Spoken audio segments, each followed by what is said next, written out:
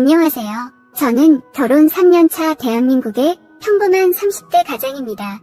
얼마 전 경험했던 아찔한 이야기에 대해서 한번 이야기해보겠습니다.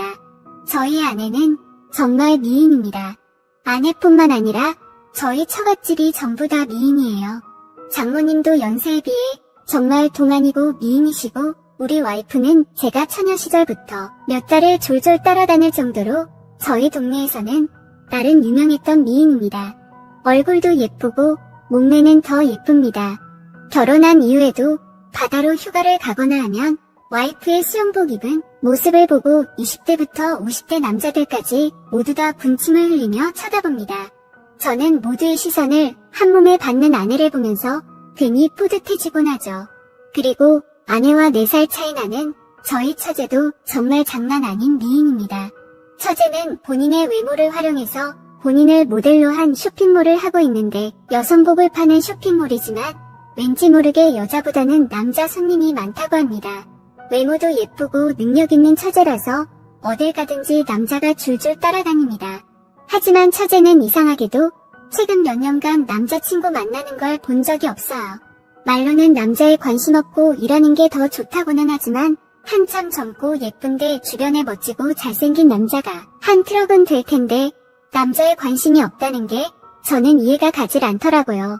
하지만 어차피 제가 데리고 살 것도 아니고 본인 인생 본인이 알아서 하겠지 하고 그냥 신경 쓰지 않기로 했습니다.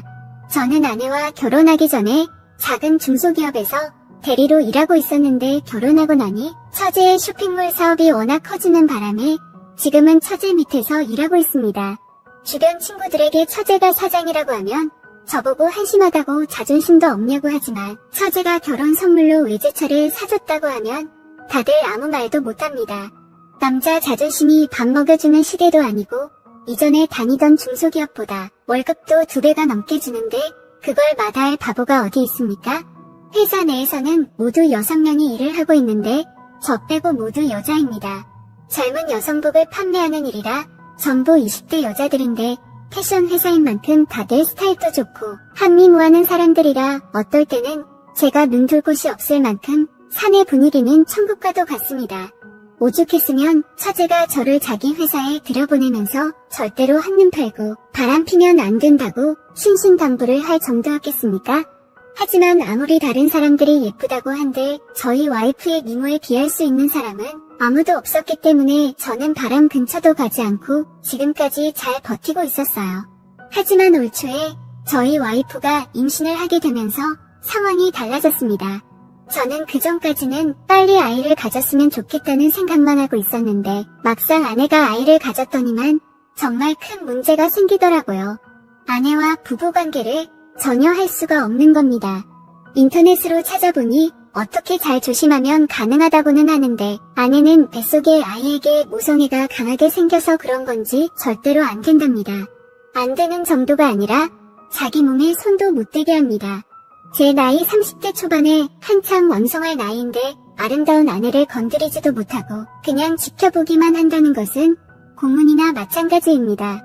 거기에다 저희 와이프가 임신한 뒤로부터 아내를 끔찍이 생각하는 장모님이 허구한 날 저희 집에 죽치고 사는 바람에 사실상 제가 처가집에서 살고 있는 거나 마찬가지인 상황이 이어졌습니다. 집에 장모님이 계시다 보니 제가 혼자 해결할 수 있는 분위기도 아니었고 몇 달 동안 아무것도 못하고 불만이 쌓여가고 있었습니다.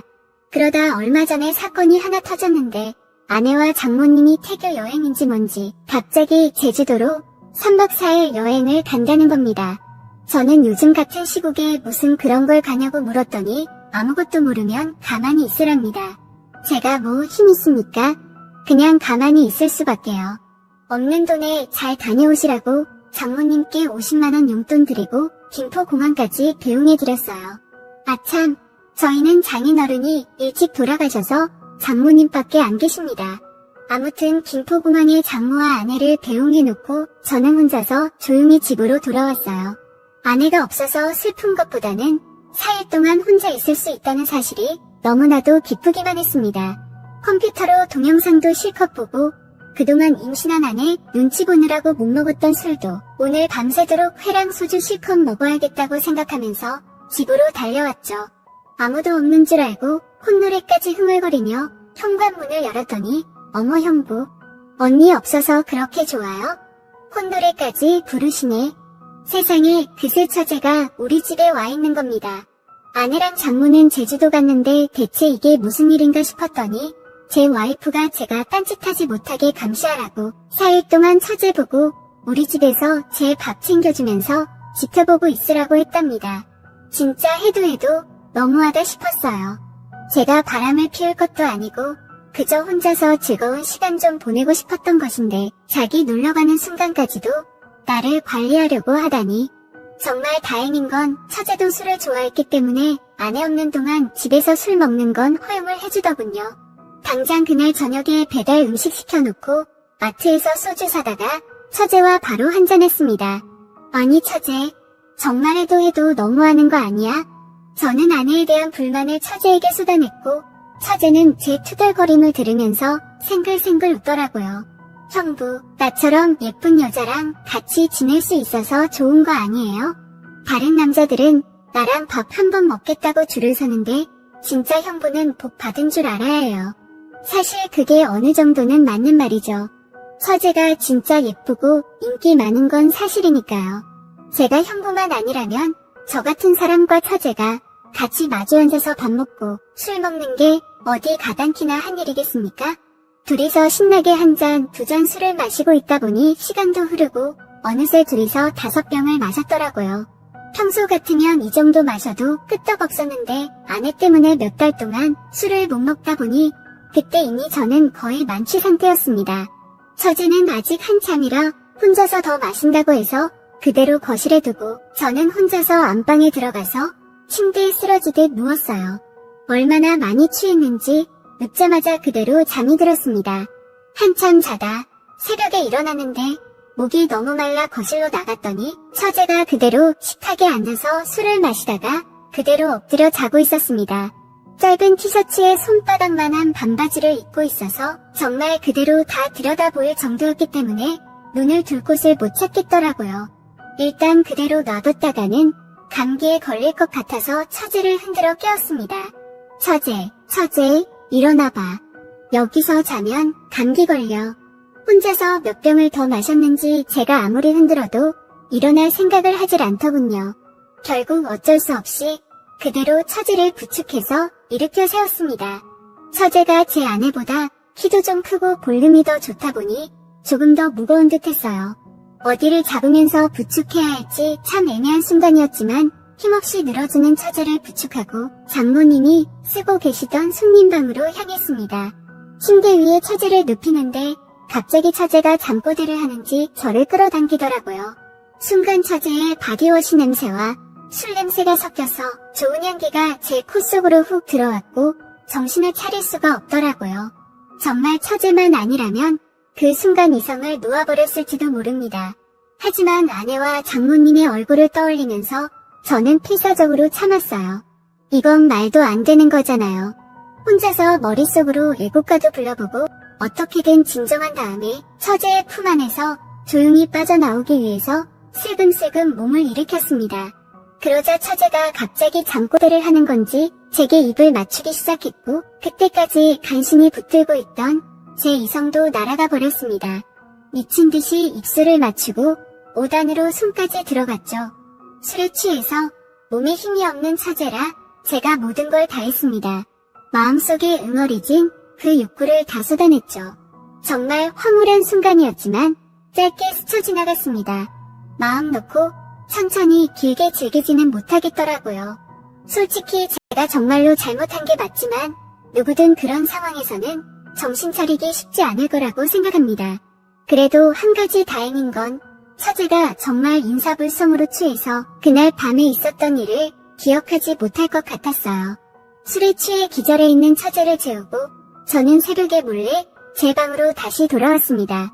방금 무슨 일이 일어난 건지 두근거리는 심장이 진정되지 않았고 처제의 향기를 지우기 위해서 그 새벽에 샤워까지 하고 잤습니다. 다음날 아침 출근하기 위해서 같이 일어나서 해장도 못하고 차에 탔는데 조수석에 타있던 처제가 제 얼굴을 빤히 쳐다보면서 형부 정말 좋았어 라고 하는 겁니다. 진짜 순간 심장이 떨어져서 심장마비에 걸리는 줄 알았어요. 처제는 처음부터 술에 취한 것도 아니고 다 알고 있었던 겁니다. 그때부터 4일 동안은 정말 일 끝마치고 집에 돌아와서 처제와 만리장성을 쌓았습니다. 한두 번이 아니었습니다. 진짜 그야말로 만리장성을 쌓는 욕망의 파티였습니다. 그러면 안 된다고 생각은 했지만 생각뿐이었고 몸은 제 말을 듣지 않았어요. 오죽했으면 나중에는 젊은 남녀를 한 집에 두고 놀러간 아내와 장모님이 잘못이라는 생각까지 들더라고요. 그리고 마지막 4일째 장모님과 아내가 돌아오는 날이었습니다. 오후 4시쯤 인천공항으로 돌아오는 비행기였기 때문에 저는 안심하고 있었어요. 그때는 처제와 둘이 대놓고 안방에서 자고 있을 때였는데 그날은 일요일이었기 때문에 푹 자고 천천히 일어나서 아내와 장모님 마중을 나갈 생각이었습니다. 한참 자고 있었는데 왠지 그런 기분 있지 않습니까? 누가 나를 지켜보고 있다는 기분이 들어서 살짝 눈을 떠보니 누군가가 침대 앞에 우두커니 서서 저와 처제를 내려다보고 있더라고요. 진짜 저는 순간 저승사자가 저를 잡으러 온 줄로만 알았습니다. 그 저승사자는 바로 장모님이었고 저와 눈이 마주치자마자 뛰어나가서 칼국수 해먹을 때 쓰는 홍두깨를 가져와서 저와 처제를 두들겨 패기 시작했습니다. 정말 천만다행인 건 아내가 자기 친구한테 선물 주고 온다고 중간에 내렸고 장모님만 먼저 집에 들어온 것이었어요. 원래는 오후 비행기였는데 아내가 너무 피곤해해서 일찍 돌아와서 쉬기 위해서 새벽같이 준비해서 서울로 올라왔다고 하더라고요. 저와 처제는 장모님에게 두들겨 맞아서 두들겨 맞은 채로 장모님께 싹싹 빌었고 화가 머리끝까지 났던 장모님은 한참을 저희 둘을 씩씩거리며 노려보다가 그래도 딴 여자랑 바람 안 난 게 다행인 건지 하시면서 그냥 이거는 우리만 아는 비밀로 하자고 넘어갔습니다. 아내가 알았다가는 진짜 제가 죽던 우리 가족 중에 누구 하나는 죽었을 겁니다. 그날 이후 장모님과 처제 그리고 저만 아는 비밀이 생겼고 아내는 절대 모르게 죽을 때까지 무덤까지 가지고 들어가기로 하고 살고 있습니다. 지금도 회사에서 매일 처제와 마주치는데 솔직히 한번 붙은 불이 쉽게 꺼지겠습니까?